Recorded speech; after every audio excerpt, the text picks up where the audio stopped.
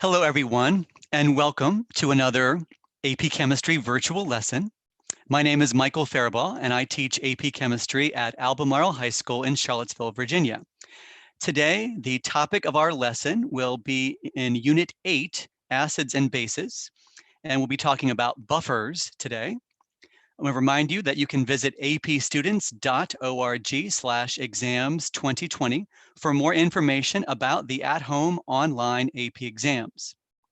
So get more information at apstudents.org/exams2020. Hopefully you have access to a periodic table and some scratch paper and something to write with. Let me give you an overview of today's lesson. This topic, which is from topic 8, or unit 8, I should say, from the AP Chemistry curriculum, covers acid-base reactions and buffers, pH and pKa, properties of buffers, and the Henderson-Hasselbalch equation. Just a note about this particular topic.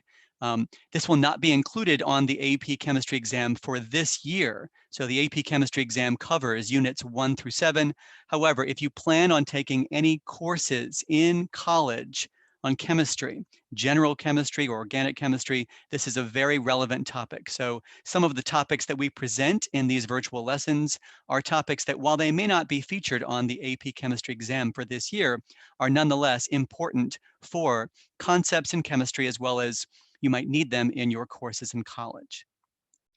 All right, so we'll talk about the definition of a buffer today and examples of buffer solutions, the relationship between pH and pKa, how to prepare a buffer solution, the addition of a strong acid or a strong base to a buffer solution, how exactly does a buffer solution resist changes in pH, and the Henderson-Hasselbalch equation. For our warm-up problem today, this will be a review of the homework problem that I set for you during the last lesson. And if you recall, it had to do with a reaction involving oxalic acid, H2C2O4. It reacts with potassium permanganate, KMNO4, which has a dark purple color. And there is a titration reaction. This particular reaction happens to be oxidation reduction, or redox. So part A asks you to identify the species that was reduced in the titration reaction. So we'll start with identifying the oxidation numbers of each element on the left and on the right. Then we can figure out which species was oxidized and which species was reduced. So starting on the left, we have hydrogen, which would be +1. And then we have the permanganate ion, which has an overall charge of -1. Now, within this particular polyatomic ion, oxygen is normally -2 in most of its compounds. So if I have 4 oxygens, that will be -8 altogether. That makes the manganese +7, so that the oxidation states, when added together, of all of the atoms equal the overall charge, in this case, -1. So we have manganese is +7 and oxygen is -2. And then for the carbon in this particular formula, which is called oxalic acid, if we go ahead and say that oxygen is -2 and hydrogen is +1, then this portion of the formula, the 2 hydrogens, would be +2. This portion of the formula, which is the 4 oxygens, would be -8. The overall charge is 0. That means that together, the 2 carbons would have to equal +6. So each carbon has an oxidation state of +3. Now, moving on to the right side of the equation, we have carbon dioxide. So if oxygen is -2 and we have 2 of them, that would be -4 for this half of the formula. That makes the carbon have an oxidation state of +4. Hydrogen is +1. The manganese on this side of the equation has an oxidation state of +2. Oxygen is -2, and again, the carbon would be +4. So as you can see, looking at the left and the right side of the equation, it is the manganese that is being reduced. The carbon is being oxidized from +3 to +4, but the question says, identify the species that was reduced in the titration reaction. Justify your answer in terms of oxidation numbers. So you might say something like this. Manganese is reduced from +7 to +2. The permanganate species, or the manganese itself, the element, is what is actually being reduced. All right, moving on to part B of this question. We have a titration. So we're given a before and an after, an initial and a final view of the burette. And so we have to read the volume, write down the initial reading and the final reading, and use them to determine the volume of permanganate, potassium permanganate, that was added during the titration. So here's a close-up view. So this particular reading here on the burette, we're going to go with the bottom of the meniscus. So somewhere in this range right here, it's going to be between 3.3 and 3.4. So I would estimate that to be 3.35. We go to 2 decimal places when we read this burette. And then over here, I would say that it looks like it's kind of halfway between the 2 hash marks, between 29.5 and 29.6. So the bottom of the meniscus, I would read that at 29.55. So the volume of KMNO4, the aqueous potassium permanganate that was added during the titration, is simply the difference between these two readings. So based on the readings that I have given you, I said 26.20. The AP exam would accept a range of answers that, depending on that final digit, had you said, for example, 29.54 or 29.56, then they would have accepted anything in that range is fine, but 2 decimal places for sure. Now, what are we going to do with this particular volume of potassium permanganate? Well, we are given that the concentration of the potassium permanganate was 0.0235, and that's moles per liter. Let's calculate the number of moles of potassium permanganate, or just permanganate ions, that was reacting in this particular experiment. So we take our volume from part B. We convert milliliters to liters, and then convert liters to moles using the molarity as a conversion factor. So 0.0235 moles of potassium permanganate for every 1 liter. Now the permanganate itself is essentially present in the formula, potassium permanganate. So there is 1 permanganate ion, MnO4-, for every 1 formula unit of KMnO4. If we do this math, 26.20 divided by 1,000 times 0.0235, we get our answer, which happens to be 6.16 times 10 to the -4 moles of permanganate. Now that was used in this experiment. If we were asked to calculate the number of moles of oxalic acid, then we could do a mole-to-mole conversion involving these coefficients. Or we could also convert to moles of carbon dioxide or water or the permanganate or the manganese 2+ ion. Essentially anything else in this equation we could use based on that mole-to-mole ratio. But the question is asking us, in part D, a student proposes to perform another titration. Now they're not changing the amount of the oxalic acid, but this time they are using a potassium permanganate solution that is different. And if you look carefully at this concentration, you will notice it is much more dilute than the solution that was used in part C of this problem. So here's the question. Would this titrant concentration, this 0.00143 moles per liter, would that be a reasonable choice to use if the student followed the same procedure and used the same equipment as before? Now, when we say same equipment, remember that these burettes, they only hold 50 milliliters. That's the volume of the burette, 50 milliliters. So let's think about what our answer is to part D and if this is reasonable. So in part D, I'm going to take the number of moles I had obtained from part C and simply convert from moles to volume using the molarity in this problem as a conversion factor. Now, when I do this math and I go from moles to liters to milliliters, I get an answer that is rather large, 431 milliliters. So the answer to this question, would this be reasonable? No. This titrant concentration would not be a reasonable choice. The solution is very dilute, and the volume of titrant needed in this titration is much greater than the 50 milliliter capacity of the burette. All right, well, that takes care of the homework problem. Now let's go on to what you need to know about buffers. So we'll start with the definition of a buffer. So a buffer, a pH buffer, is a solution that resists changes in pH when a small amount of a strong acid or a strong base is added to the solution.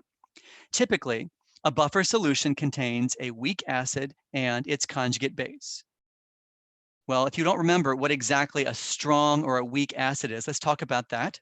I'm going to give you 8 examples of acids: hydrochloric, hydrobromic, hypochlorous acid, hydrocyanic acid, hydrofluoric, acetic acid, nitrous acid, and nitric acid.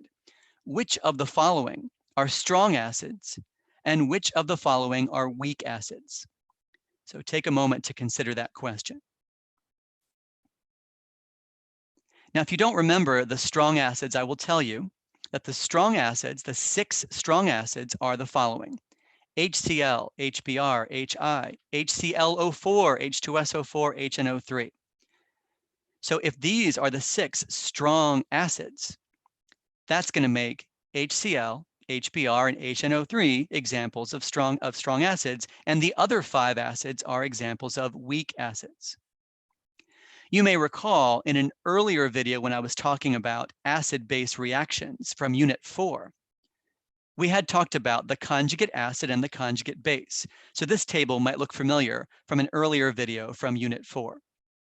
Now that I've given you these 8 acids, and we know how to figure out the conjugate base by simply pulling off the H+, let's take a look at the conjugate base for all 8 of these acids. So the conjugate base would be chloride, bromide, nitrate, nitrite, NO2-. The hypochlorite ion, OCl- or ClO-. The cyanide ion, Cn-, fluoride, and acetate. As far as making a buffer solution, it is better to use a weak acid, weak base combination. So since these 3 are strong acids, this combination would not make a good buffer solution. And I'll explain more about why a strong acid would not be appropriate in a buffer solution a little bit later in this lesson.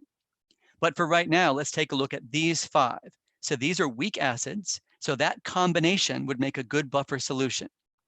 So where are we going to find a source of NO2- or the hypochlorite ion, OCl-, or the cyanide ion, or the fluoride ion, or the acetate ion? Well, we might find them in the sodium salt of that particular compound. So if I want to make a buffer using a weak acid and its conjugate base, then I could combine a solution of, for example, nitrous acid and sodium nitrite, or hypochlorous acid and sodium hypochlorite, hydrocyanic acid and sodium cyanide, hydrofluoric acid and sodium fluoride, or acetic acid and sodium acetate. Now, you don't have to use sodium. You could use another ion, for example, potassium or lithium. I just picked sodium as a simple example of a common alkali metal cation. Now that I have created a buffer, 2 questions that I have to make sure that I explain in this lesson. How would you figure out the pH of these buffer solutions? And then why exactly do they behave as a good pH buffer solution? How exactly does a buffer work? So I'll start with the first one on that list. So we have HNO2, which we know is a weak acid. That's called nitrous acid. And here is an example of why nitrous acid is a weak acid. As it reacts with water, notice the double arrows indicating equilibrium. It produces the hydronium ion and the nitrite ion, NO2-, and there is a Ka, which is an acid dissociation constant. Now, the magnitude of that Ka is rather small, indicating that it's a weak acid. So in general, weak acids tend to have rather low values for the Ka. We can write the Ka expression, that would be products over reactants, and then we can talk about plugging in the numbers for this particular buffer. Well, the concentrations are 1 and 1. Well, since they cancel out, that means that the hydronium concentration is exactly equal to the Ka of this particular acid. So 4 times 10 to the minus 4. If that is the concentration, recall that we go from hydronium concentration to pH by taking the negative log of the hydronium concentration.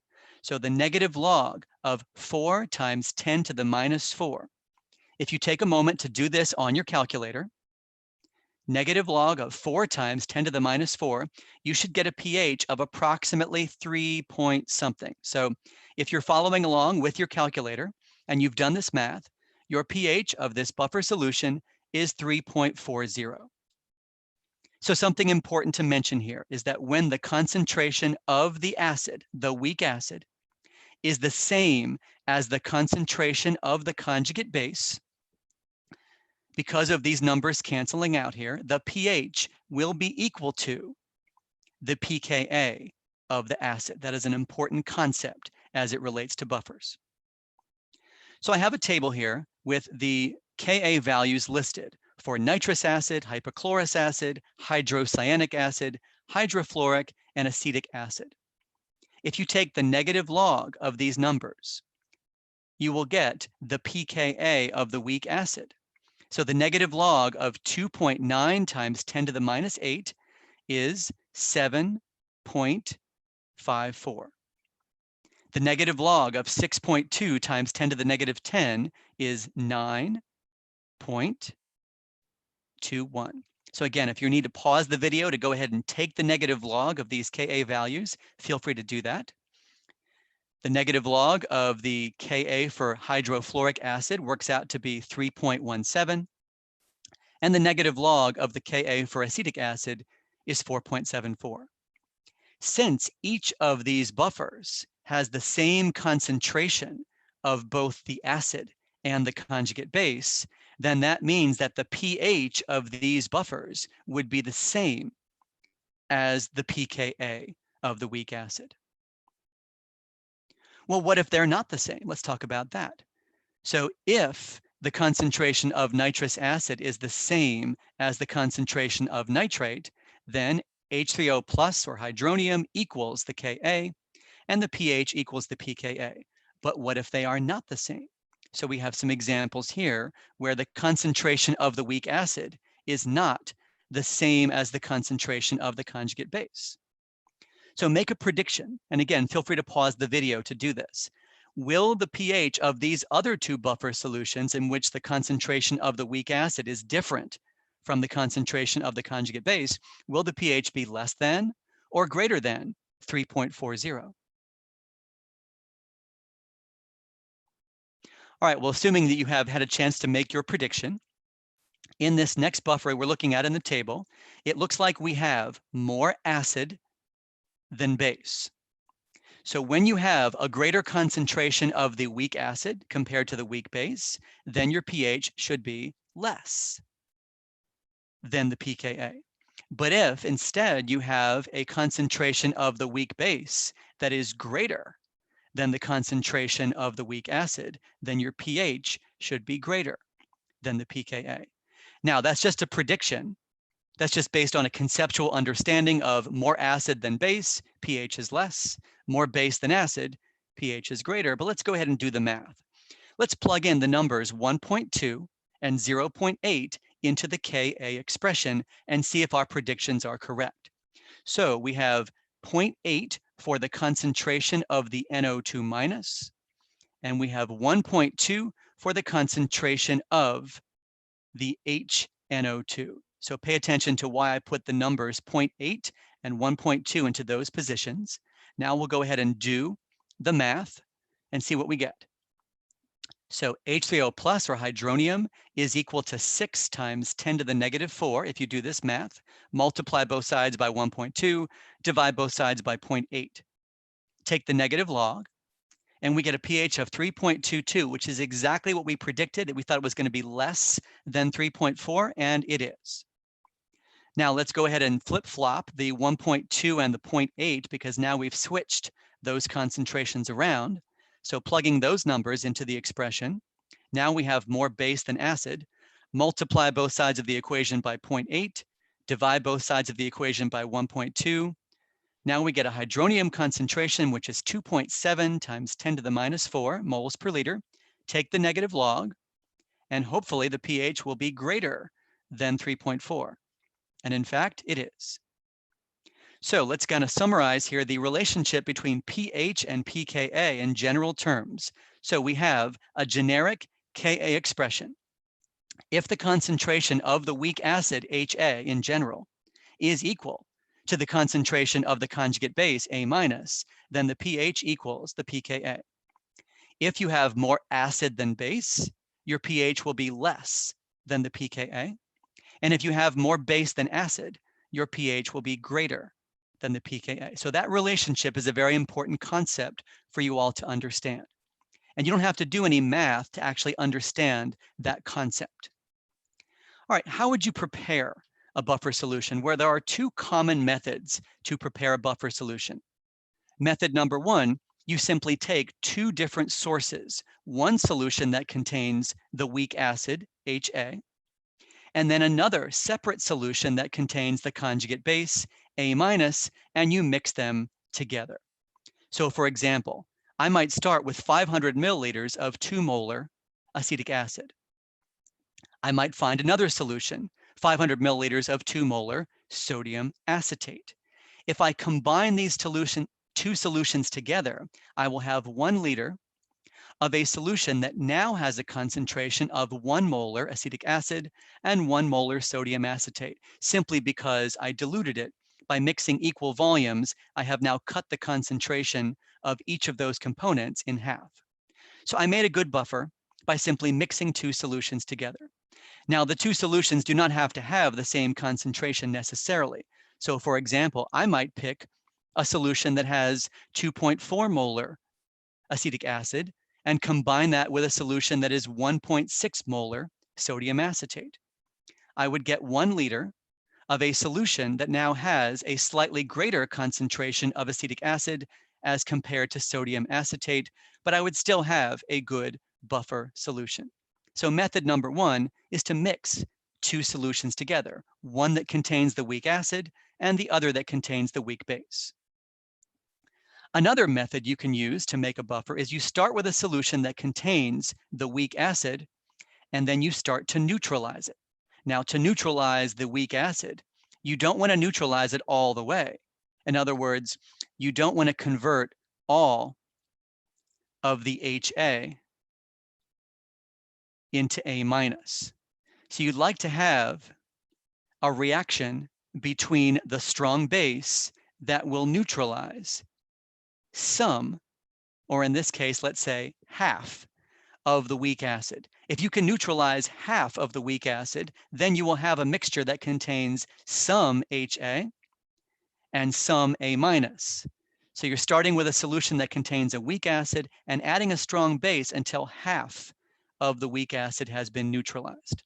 So I might begin, for example, with 100 milliliters of 2 molar acetic acid, and I might add 100 milliliters of a solution of 1 molar sodium hydroxide. Now, because the concentration of hydroxide is only 1 molar, it's not going to neutralize all of the acid. It's going to neutralize half of the acid. I would finish with a final solution that has a volume of 200 mils, and the concentration of the weak acid and the conjugate base will be equal. You might wonder, where exactly did I get the 0.5 molar? Let me go ahead and show you this. I'm going to remind you of something I had presented in an earlier lesson. This is called a Rice table, which stands for reaction, initial concentration, change in concentration, and equilibrium concentration. So if I have 100 milliliters or 0.1 liters of a 2 molar solution of acetic acid, 0.1 times 2 is 0.2. I would start off with 0.2 moles of acetic acid. If I had 100 milliliters or 0.1 liters of a 1 molar solution of sodium hydroxide, 0.1 times 1 is 0.1, I would have 0.1 moles of hydroxide ions. Now, initially, let's assume I don't have any acetate because the reaction hasn't occurred yet. Well, the concentration of acetic acid would go down by 0.1, The concentration of hydroxide would also go down by 0.1. And because I'm producing acetate, the concentration of the acetate would go up by 0.1. I'm writing moles as opposed to molarity, but it could be the same thing. I'm just using moles to keep it simple here. So as you can see in the final row of this rice table, the concentration of the acetic acid would be the same as the concentration of the acetate. But where did I get that 0.5 from? Well, the total volume is 200 milliliters. That would be 0.1 moles of solute divided by 0.2 liters of solvent. So that's where I got that 0.5 in my calculation. So again, method number 2 would be to start with a weak acid, add a strong base until half or approximately half of the weak acid has been neutralized, and now you have a good buffer. Now, since we're talking about neutralizing an acid, let me remind you of something that I had presented in Unit 4 on chemical reactions. Here is a setup for a titration.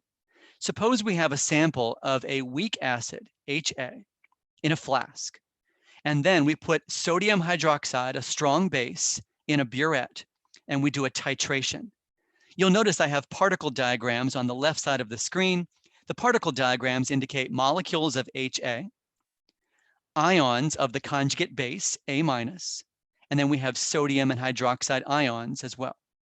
So let's do a particle view, a close-up view of what does the flask look like before the titration starts.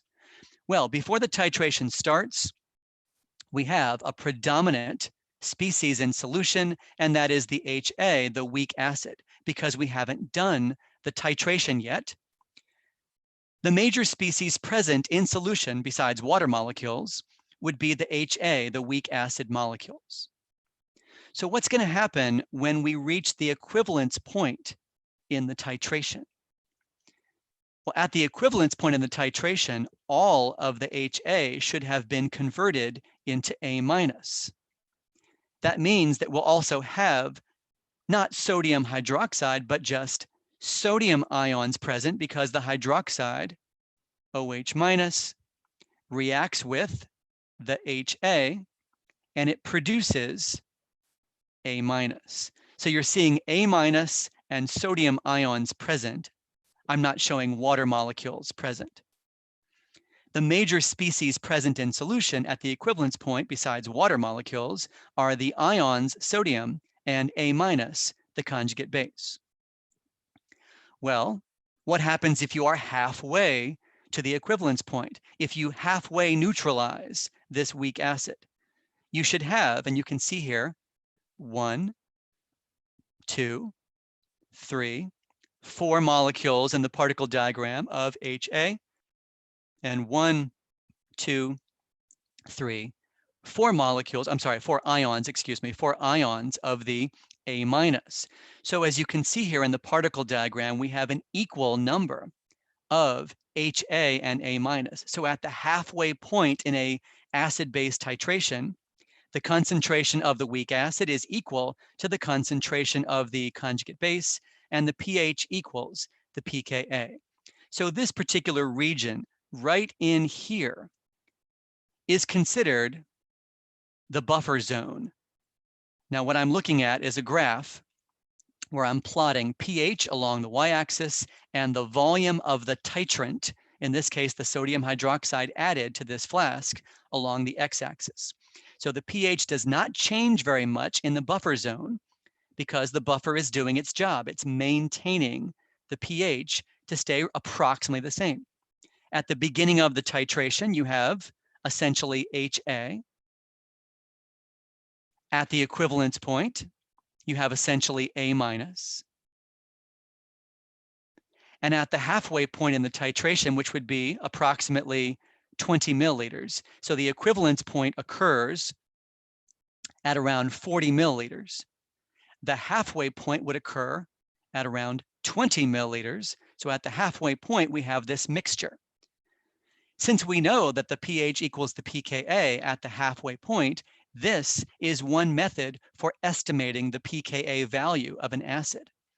So you could look at a titration curve, a pH versus volume of titrant, and you could find that the sharp rise in pH, this is where the equivalence point occurs. And at the halfway point in the titration, this is where the pH equals the pKa. So this is a method for estimating the pKa of the weak acid. In the region to the left of the halfway point, there would be a greater concentration of HA compared to A minus, and your pH would be slightly less than the pKa. In the region on the pH curve that is to the right of the halfway point, you're going to have a greater concentration of the conjugate base, A minus, than you have HA, and your pH would be slightly greater than the pKa. All right, let's talk a little bit about pH range of a buffer. And there is a pH range, and that is the effective range over which the buffer acts effectively. So buffers come in lots of different varieties, and there's lots of different pH values that you might choose to use. For most buffers, this buffer range, this pH range, tends to be plus or minus 1 unit on either side of the pKa. So for example, if I have a buffer solution that is made from nitrous acid, HNO2, and the nitrite ion, NO2 minus, then the pH range of that buffer would be approximately between 2.4 and 4.4. In other words, plus or minus 1 unit on either side of the pKa value. If I wanted to make a buffer of around pH 7 or pH 10, I would not choose a nitrous acid sodium nitrite combination. That would not be a good buffer because it would be outside the range. Now, if instead I made a buffer out of hypochlorous acid, HOCl, and sodium hypochlorite, then based on the pKa value of that weak acid, then my pH range would be approximately between 6.5 and 8.5. If instead I wanted to make a buffer out of hydrocyanic acid and sodium cyanide, then my range, my pH range of that buffer would be approximately between 8.2 and 10.2. Okay, next thing to take a look at is what happens when a strong acid or a strong base is added to a buffer solution. We'll go back to the nitrous acid sodium nitrite example. We know that nitrous acid is a weak acid, and that NO2 minus, or the nitrite ion, is a weak base. So suppose that a small amount of a strong acid, in this case, a small amount of hydrochloric acid, is added to this buffer.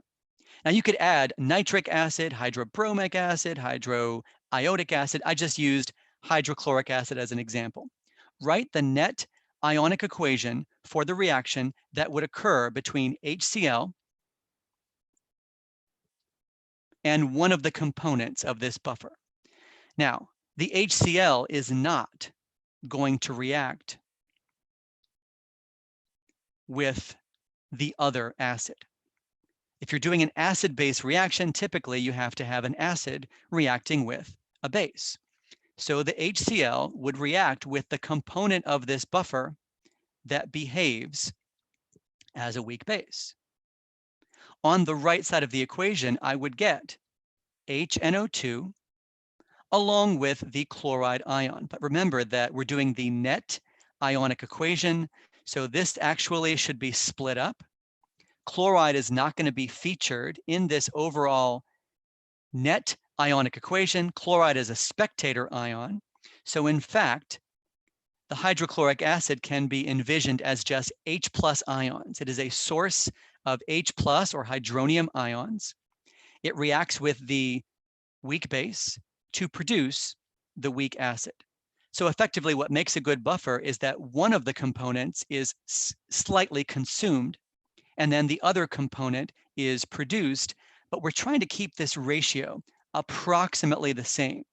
So the weak base, NO2 minus, will turn into HNO2, molecules of the weak acid. What happens if we add a small amount of a strong base? In this case, sodium hydroxide. You also could have used potassium hydroxide or calcium hydroxide. So focusing on the hydroxide and not the sodium as a spectator ion, the hydroxide would react with the weak acid producing water and the weak base, NO2-. So the message here is that when you add either a strong acid or a strong base to a buffer solution, one of the concentrations will go down slightly, and the other concentration will go up slightly. So if I add a strong acid to this buffer, the red and the blue rectangles are to indicate same concentration of these two components. After the strong acid is added, the concentration of HNO2 goes up slightly, and the concentration of NO2- goes down slightly. If instead we add a strong base to this buffer, then the concentration of the weak acid will go down a little bit, and the concentration of the weak base will go up a little bit. So how will the pH be affected? When a strong acid is added to the buffer, the pH will go down a little bit because we have more acid than base. How will the pH of the buffer be affected if a strong base is added to the buffer? The pH will go up slightly because now we have more base than acid. So in terms of how exactly a buffer works, we have to talk about the slight change in pH that occurs when either a strong acid or a strong base is added to the buffer. Here, you might be thinking this only works for HNO2 or NO2-. No, in fact, on this slide, I've just generalized it. So when you have a solution of HA, the general formula for a weak acid, and then the A-, the general formula for the conjugate base of that weak acid, you can see that adding acid causes the pH to go down a little bit, and adding a base causes the pH to go up a little bit. Let's explore more of the math. How exactly does a buffer solution resist changes in pH? So in this example, we have 1 liter of a buffer. The concentration of HNO2 and NO2- are 1 molar, and the pH equals the pKa, which is 3.40. Let's add 1 milliliter of a concentrated solution of HCl to the buffer. Now we know that the acid concentration will go up slightly, so we're going to have more HNO2 than NO2-, and our pH will go down, but by how much? Well, if I have 1 mole of each of these buffer components, let's do the math here. I have 1 milliliter, or 0.001 liters of a solution that has a concentration of 10 moles per liter. Well, 0.001 times 10 is 0.01. So we have added 0.01 moles of H plus to this buffer.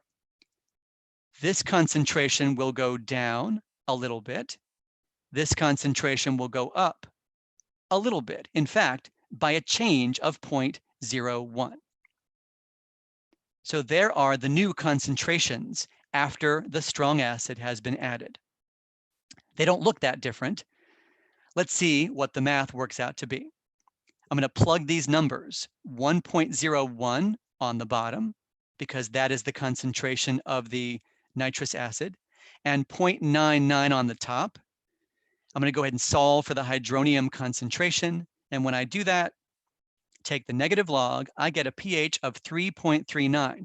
Did the pH go down? Yes, but that was a very, very small change in pH. So to further emphasize how amazing this buffer solution is, watch what happens if we had added that same amount of hydrochloric acid to pure water. Now, pure water is not a buffer.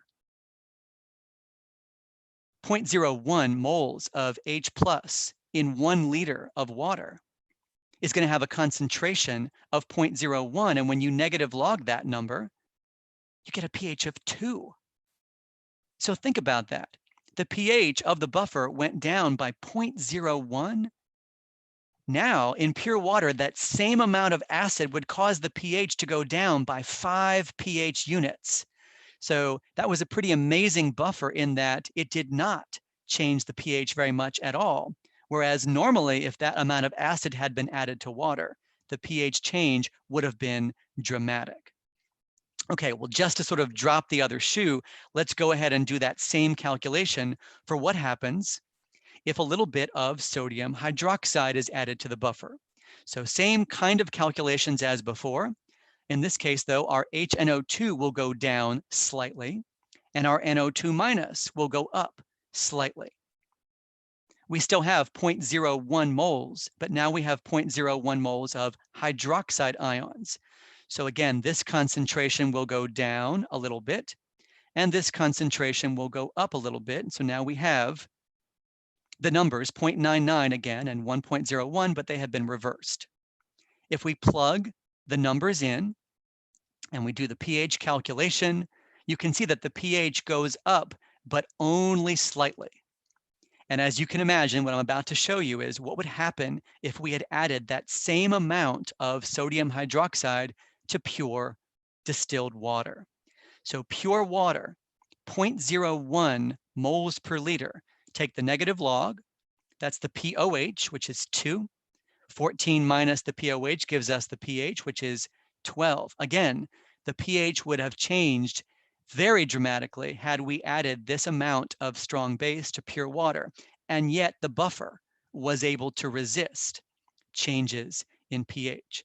So to summarize graphically, as long as you can keep this concentration of HA and A minus approximately the same, you can get your pH to stay approximately the same. So a buffer solution does a good job of resisting changes in pH. All right, I had said earlier that you cannot use a strong acid and its conjugate base to make a good buffer solution. Now, hopefully this will make a little more sense. Here's why. So I'm going to go from nitrous acid, which is HNO2, to nitric acid, which is HNO3. HNO2 is a weak acid, whereas HNO3 is a strong acid. Notice that I have a single arrow here as opposed to a double arrow indicating that this happens 100%. So on the left, we have a weak acid and we have a weak base. On the right, we have a strong acid, and what can we say about the nitrate ion? Well, it's not a base. In fact, it's essentially neutral in solution. It's negligible. That reaction, NO3 minus, does not reverse. So because a conjugate base of a strong acid is essentially neutral or a spectator ion, it's not going to be a good buffer, because in a buffer, you need both the acid component and the base component. So when you use a strong acid and its conjugate base, it will not create a good buffer because you don't have both of those components present in solution. All right, I had mentioned we're going to talk about what is known as the Henderson-Hasselbalch equation. What you are looking at right now is the Ka expression for a generic weak acid. I'm going to go ahead and rearrange this equation and isolate H plus on the left. So I'm going to multiply both sides by HA and A minus. I'm now going to take the negative log of both sides of the equation. And when I do that, on the left side of the equation, the negative log of the concentration of H plus is the pH. On the right side of the equation, I have the negative log of this product. You may know this from math class. When you take the log of A times B, it's the same as the log of A plus the log of B. So when you take the log of a product, you can split it up into two separate log expressions separated by a plus sign. That's just one of the properties of logs. So therefore, that's what I'm going to do now. I'm going to split this up, and the negative log of the Ka happens to be the pKa. And now I'm going to go ahead and do another property of logs, which is if you flip a quotient, you can change the sign. So what I'm looking at right now in this white rectangle, this is known as the Henderson-Hasselbalch equation, but you should realize that it can be derived from the Ka expression. And on the AP equations and constant sheet, you will see not only the generic Ka expression, you will also see the Henderson-Hasselbalch equation. So is the Henderson-Hasselbalch equation essential and necessary to use? No. In fact, you could use either one of these. You could use either the Ka or the Henderson-Hasselbalch equation for certain calculations. And in fact, I'm going to go ahead and show you both. So in this example question, it says using the Ka expression to calculate pH.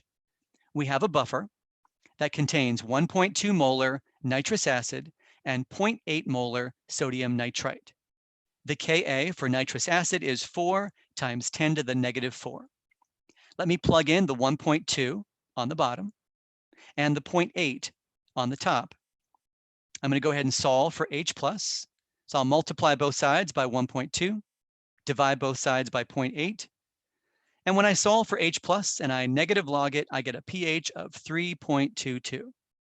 Now, if a student has a preference for using the Henderson-Hasselbalch equation to do this kind of buffer calculation, the Henderson-Hasselbalch equation doesn't always solve all your problems, but in this particular situation, for a buffer solution, you could use it.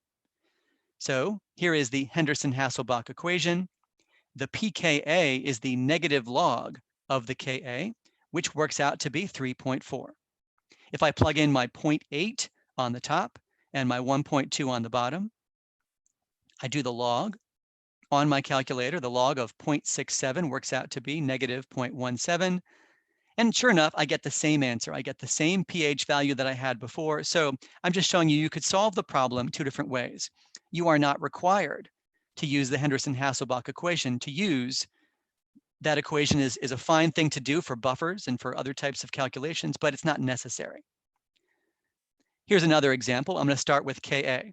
A buffer solution contains a mixture of acetic acid and sodium acetate, and it has a pH of 5.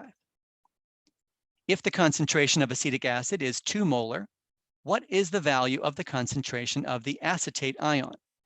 And incidentally, the Ka for acetic acid is 1.8 times 10 to the negative 5. Well, I can plug in my 2 molar on the bottom, but I can't plug in a value for the acetate concentration since I don't know what that is yet. I do know that the pH is 5. So if the pH is 5, then the H+ concentration is 10 to the minus 5. If the concentration of acetic acid is 2 molar, let's go ahead and plug in what we know. I still don't know the concentration of the acetate, but I know everything else. So I'll go ahead and solve, just do a little algebra here. And when I get the concentration of acetate, it works out to be 3.6 molar. So could I have used the Henderson-Hasselbalch equation to do the same problem? Yes, and you get the same answer. So the pKa is the negative log of the Ka, which works out to be 4.74 in this case. The pH was given as 5. I know the concentration of the acetic acid on the bottom. I put 2 in there, but I don't know the concentration of the acetate. Let me go ahead and take the take the 10 to the power, raise 10 to the power on both sides. So 10 raised to the left will get rid of that log expression. And on the right side of the expression, I have 10 raised to the 0.26. So what I have done is rearrange the equation by doing 10 to both sides. And when I solve for the acetate concentration, sure enough, I get the same value. All right, last comment I want to make, and then we'll get to our homework. We have seen some examples in this lesson of buffers where you start with a weak acid and you combine it with a conjugate base. You might be wondering, what about a weak base such as ammonia or methylamine?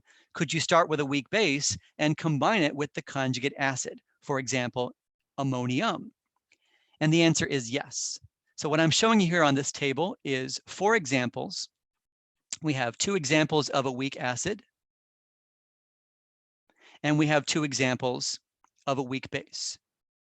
I'm giving you the Ka for the weak acid. And let's see if I can figure out what the Kb for the weak base is. So using this equation, 10 to the negative 14 is equal to Ka times Kb. I can do that math. 10 to the negative 14 divided by the Ka value. And I've done that on my calculator, and this is what I got. Also, pKa plus pKb equals 14. So 14 minus 3.4 will get you 10.6. Similarly, if I'm given the Kb, I can do 10 to the negative 14 divided by the Kb, and I will get the Ka value for the conjugate acid. So 9.25 plus 4.74 equals 14. So any one of these four combinations would be a good buffer. Nitrous acid plus nitrite, hypochlorous acid plus hypochlorite, ammonium and ammonia, the methylammonium ion and methylamine, and the pH of those buffers, assuming you have a 1-to-1 mole ratio, the pH of the buffer would equal the pKa of the conjugate acid. All right, well, that concludes our lesson on buffers. I talked about the definition of a buffer and examples of buffer solutions today. We talked about the relationship between pH and pKa, how to prepare a buffer solution, what happens when you add either a strong acid or a strong base to a buffer, how exactly does a buffer solution resist changes in pH, and we looked at the Henderson-Hasselbalch equation. So now for your homework lesson for tomorrow, I have 4 problems. They are parts A, B, C, and D. Answer the following questions that relate to a buffer solution that contains a mixture of hydrofluoric acid, HF, and sodium fluoride, NaF. I'm giving you the Ka value for the hydrofluoric acid. So this is part A. This is part B.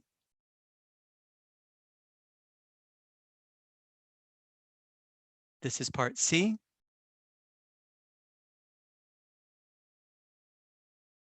And this is part D. So that is your homework question for tomorrow. Mr. Byrne will be teaching the lesson tomorrow and go over the answers to that particular homework problem. Again, a reminder about the helpful chemistry resources. You can find that link in the video description. Thanks for watching. This has been Michael Faribaugh from Albemarle High School in Charlottesville, Virginia. Reminder to go to cb.org/tech if you need mobile tools or connectivity. Thanks for watching.